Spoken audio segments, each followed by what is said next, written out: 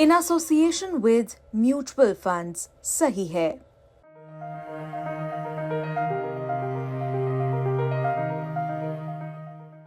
लोगों को लगता है Guinness book of world record holder हूँ या एक्टर हूँ, जैसे आपने बोला मिस वर्ल्ड टूरिज्म और ये सब, पर मुझे लगता है मेरी लाइफ की सबसे बड़ी अचीवमेंट है कि मुझे गुरु मंत्र दीक्षा मिली है, और वो भी शंकराचार्य जी से, सदानंद सरस्वती महाराज जी से, द्वारका पीठ वाले जी। कि जितनी भी हमारी लड़कियां हैं, जितनी भी हमारी सनातनी बहनें हैं, वो आपके मनोरंजन के लिए नहीं बनी है, वो छोटे छोटे कपड़े पहन के नाचने गाने के लिए, रियलिटी शोज़ के लिए, ये सब के लिए नहीं बनी है, और वो बनी है कि सनातन के प्रचार के लिए। सनातन को फैशनेबल भी होना चाहिए, बहुत ज़्यादा प्रो भी होना चाहिए, सनातन को सत्ता में भी होना चाहिए, और सनातन के भाव और सेवा से भी आपको सनातन को सत्ता में बिग बॉस नहीं, बिल्कुल भी नहीं। बिग बॉस का पहले भी ऑफर आ चुका है, वो तो मैं उससे कोसों दूर हूँ। कभी मोनालिसा तो कभी हर्षा रिछारिया। प्रयागराज में लगे महाकुंभ में कई ऐसी हस्तियां रही जिनकी खूबसूरती ने जमकर सुर्खियां बटोरी, लेकिन अब एक नए चेहरे का महाकुंभ की वायरल हस्तियों में नाम शुमार हो गया है, और ये नाम एक खास वजह से इस फहरिस्त में है। लंदन से पढ़ी, मिस वर्ल्ड टूरिज्म रह चुकी, कई खिताब जीत चुकी OTT actress Ishika Taneja showbiz की दुनिया में नाम कमाने के बाद अब आध्यात्म की राह पकड़ चुकी है। इशिका अब पूरी तरह से भगवा वस्त्रों में महाकुंभ में नजर आ रही है। इनका नाम अब श्री लक्ष्मी हो चुका है, और ये इसी नाम के साथ अब सनातन का प्रचार प्रसार करने वाली है। इतना ही नहीं, सनातनी अवतार में आने के बाद इशिका शोबिस की दुनिया को भी बाय बाय बोल चुकी है। हम इस वक्त महाकुंभ में हैं और महाकुंभ के अनेकों रंग हैं, वैसे ही एक रंग में ढल गई हैं miss world tourism Ishika Taneja, जिनको जब आप देखेंगे तो आप शायद सोचेंगे कि ये एक्टर भी हैं, ये मिस वर्ल्ड टूरिज्म भी हैं, लेकिन अभी जिस वेश में हैं ये एक साध्वी के रूप में परिवर्तित हो गई हैं इस महाकुंभ में। इशिका, बहुत स्वागत है आपका आज तक पर।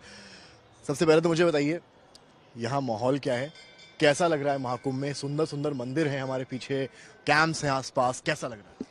राधे राधे। सबसे पहले मैं साध्वी नहीं हूँ, मैं सनातनी हूँ, और मैं गर्व से कहती हूँ कि मैं सनातनी हूँ। देखिए, जब हम किसी को साध्वी कहते हैं तो उसके पीछे एक संकल्प है, उसके पीछे तपस्या है, उसके पीछे साधना है, उसके पीछे पिंडदान है, सर मंडवाना पड़ता है आपको भस्म लेप कराना पड़ता है आपको। तो ये बहुत ही लंबी और सुंदर जर्नी है। मैं सिर्फ सनातन के, जैसे हम बोलते हैं धर्मो रक्षति रक्षिताः, तो हम धर्म की रक्षा तो नहीं कर सकते हैं, पर हम धर्म की सेवा कर सकते हैं, तो उसी सेवा भाव से मैं यहाँ पे जुड़ी हुई हूँ। तो जो आपका सवाल था कि महाकुंभ कैसा लग रहा है, मुझे लग रहा है इतनी सुंदर दिव्य शक्तियाँ हैं यहाँ पे। सामने मंदिर पर दिखाइए एक बार, आप बताइए आप। जी देखिए, हमारे आसपास इतने सुंदर सुंदर मंदिर हैं यहाँ पे। जब हम यहाँ पे आते हैं तो जब हम देखते हैं कि संगम है, यहाँ पे गंगा का संगम है, यहाँ पे सरस्वती जी हैं, यहाँ पे बोलते हैं कि हम जब बोलते हैं कि यहाँ पे संगम होता है, यहाँ पे गंगा जी हैं और यहाँ पे यमुना जी हैं, तो जब हम गंगा जी की बात करते हैं तो वो एक मोक्ष का प्रतीक है, और जब हम यमुना जी की बात करते हैं तो वो भक्ति का प्रतीक है, और हम कहते हैं कि यहाँ पे सरस्वती प्रकट होती हैं। तो वो यही है कि जब आप यहाँ पे आते, एक आत्म मंथन करते हैं, तो वो जो ज्ञान आपको मिलता है, तो वो ही आपके लाइफ का सरस्वती है। क्या ज्ञान मिला आपको यहाँ? मुझे जो सबसे ज़्यादा जो मुझे ज्ञान मिल रहा है, एक तो सबसे पहली बात तो मेरे लिए सबसे सौभाग्य की बात है, लोगों को लगता है Guinness book of world record holder हूँ या एक्टर हूँ, जैसे आपने बोला मिस वर्ल्ड टूरिज्म और ये सब, पर मुझे लगता है मेरी लाइफ की सबसे बड़ी अचीवमेंट है कि मुझे गुरु मंत्र दीक्षा मिली है, और वो भी शंकराचार्य जी से, सदानंद सरस्वती महाराज जी से, द्वारका पीठ वाले जी। क्योंकि आपकी लाइफ में ना प्रॉब्लम्स हमेशा आती रहती है, लेकिन जब आपकी लाइफ में एक गुरु होते हैं तो हर प्रॉब्लम इतनी आसानी से चुटकियों में सॉल्व हो जाती है। आपको एक दिशा मिलती है, आपको उसका सही सोल्यूशन मिलता है, जो बहुत ही ज़्यादा इम्पोर्टेंट है। आपने बॉलीवुड का भी जिक्र किया, आपने बॉलीवुड में काम किया है, किस किस फिल्म में काम किया है, और क्या कहेंगी बॉलीवुड को लेकर? क्योंकि बॉलीवुड से सीधे आप यहाँ पर आ गए। देखिए, मेरी जो जर्नी थी वो बहुत ही फ्लोटिंग जर्नी मैं कहूँगी उसको। जैसे गिनीज बनाया, गिनीज के बाद राष्ट्रपति का ऑनर मिला, क्योंकि मैंने निर्भया को डेडिकेट करा था अपना अवार्ड, और रेप विक्टिम्स और एसिड अटैक सर्वाइवर्स के लिए काम करने लग गए थे, तो 100 वुमेन अचीवर्स का अवार्ड मिला था रिपब्लिक डे पे। फिर क्योंकि मिस वर्ल्ड टूरिज्म बन गई, और तो जैसे आप बन जाते हैं तो आपको मूवी के ऑफर्स आने लग जाते हैं, टी सीरीज के गाने कर लिए, हद कर ली, विक्रम भट्ट सर के साथ, मधुर भंडारकर सर के साथ काम कर लिया, और अनजान और मर्द तो बन रही थी।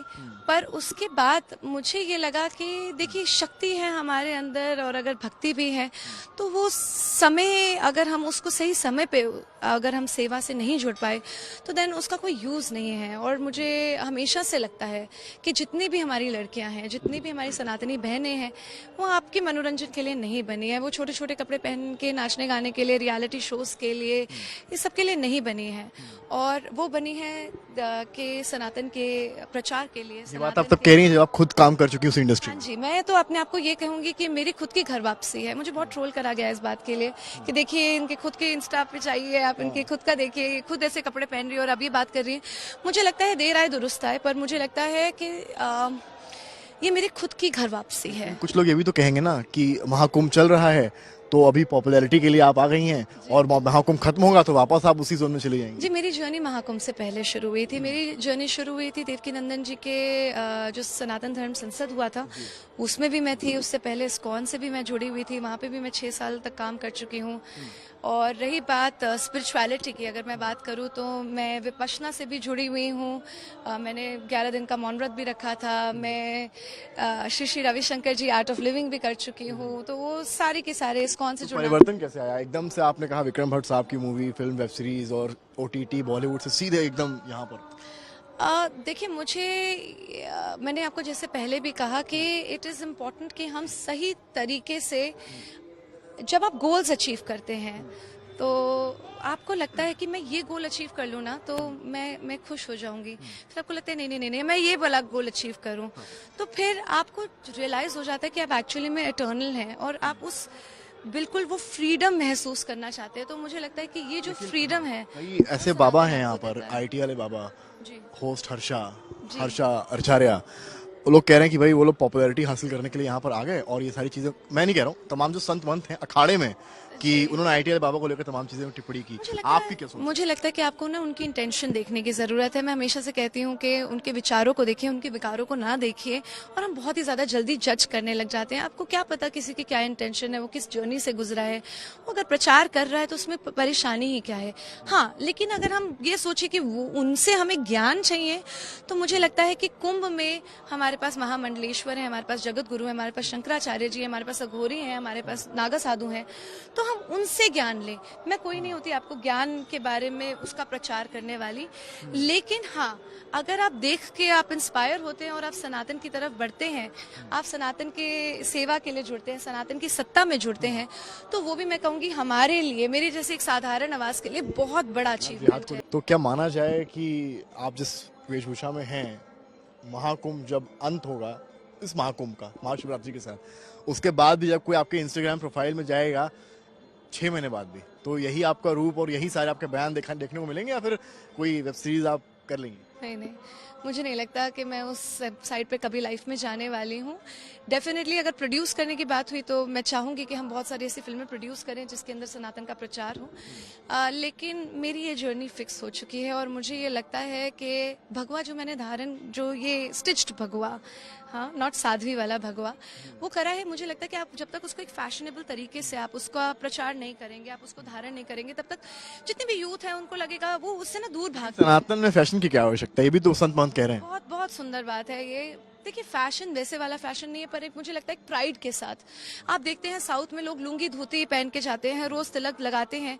अगर यूथ के पास अगर एक सुंदर तरीके से आप साड़ियाँ पहने, अगर सुंदर तरीके से आप उस रंग को इनकलकेट करें अपने लाइफस्टाइल के अंदर, तो मुझे लगता है कि they should actually wear it with pride and responsibility. I would always say responsibility, क्योंकि जब हम एक चीज़ को अगर हम किसी का भी प्रचार करते हैं, किसी भी चीज़ के ऊपर डेडिकेशन दिखाते हैं, तो रिस्पॉन्सिबिलिटी हमारे ऊपर दिखती है। और शायद इसीलिए जो ट्रोल हुए लोग, जब आपने कोई भी बात बोली, चाहे महाकुंभ के बारे में बोली, चाहे IIT बाबा, चाहे जो भी, जब आप वो रिस्पॉन्सिबिलिटी को नहीं निभाते हैं ना, तभी आपकी तरफ उंगलियां उठती हैं। और मुझे लगता है कि सनातन को फैशनेबल भी होना चाहिए, बहुत ज़्यादा प्रो भी होना चाहिए, सनातन को सत्ता में भी होना चाहिए, और सनातन के भाव और सेवा से भी आपको सनातन को जोड़ना चाहिए। सत्ता में भी होना चाहिए, तो मतलब you have got some political ambitions? नहीं, मेरे पॉलिटिकल एम्बिशंस नहीं है। मुझे ये लगता है कि जितनी भी हमारी सनातनी बहनें हैं, specially I would actually call out for 1 lakh women, जो आगे आके बात करें और आगे आके हर एक पोजीशंस ले, हर क्षेत्र में ले, चाहे वो आपको पोजीशन मिलती है तो आप लेंगी? आपको कहा जाता है कि चुनाव लड़ना है तो आप लड़ेंगी? नहीं, मुझे नहीं लगता कि मुझे चुनाव लड़ना है, पर हाँ मैं डेफिनेटली उस पॉलिटिकल पार्टी को मैं उसके लिए बोलूंगी भी कि भाई आप आगे आइए, और उसके लिए मैं मांगे भी रखूंगी। एक सेकंड, नहीं, कैंपेन की बात नहीं है, ये मांगों की बात है कि देखिए जब तक हम अपनी मांगे नहीं रखेंगे तब तक पॉलिटिशियंस हमारी मांगे सुनेंगे कैसे? अगर हम एकता दिखाएंगे कि हमें ये चाहिए, अगर हमें सनातन बोर्ड चाहिए, अगर हमारे को चाहिए कि हमारे मठ मंदिरों के लिए ऐसे हो, हम चाहते हैं कि राइट टू एजुकेशन एक्ट में चेंजेस आए, हम चाहते हैं प्लेसेस ऑफ वर्शिप एक्ट में चेंजेस आए, सब एकता के साथ अगर बोलेंगे तो पॉलिटिशियन कोई भी हो, आज वो बिजली फ्री दे रहा है, उसको ये लगेगा नहीं नहीं नहीं नहीं हम इस चीज को चेंज बदलाव ला के दें, तो वो कोई भी हो। मैं प्रो पार्टी नहीं हूँ, मैं प्रो धर्म हूँ, प्रो सनातन हूँ। Big boss? नहीं, बिल्कुल भी नहीं। बिग बॉस का पहले भी ऑफर आ चुका है, वो तो मैं उससे कोसों दूर हूँ, बट मुझे डेफिनेटली लगता है कि हमारी सारी देवी शक्तियों को, जैसे मैंने बोला, सनातन की सत्ता, सनातन की सेवा और सनातन का समर्पण और सनातन की मांग, ये सब रखनी चाहिए। तो इशिका तनेजा ने अपने आध्यात्मिक यात्रा की बात करते हुए अपने फ्यूचर प्लान्स बताए और ट्रोलर्स को भी जवाब दे दिया है। साथ ही उन्होंने हर्षा रिछारिया से लेकर IITN बाबा तक पर अपनी बात रखी है। बहरहाल सोशल मीडिया पर इशिका तनेजा को लेकर काफी चर्चाएं हो रही हैं और लोग उनके सनातनी अवतार की भी तारीफ कर रहे हैं।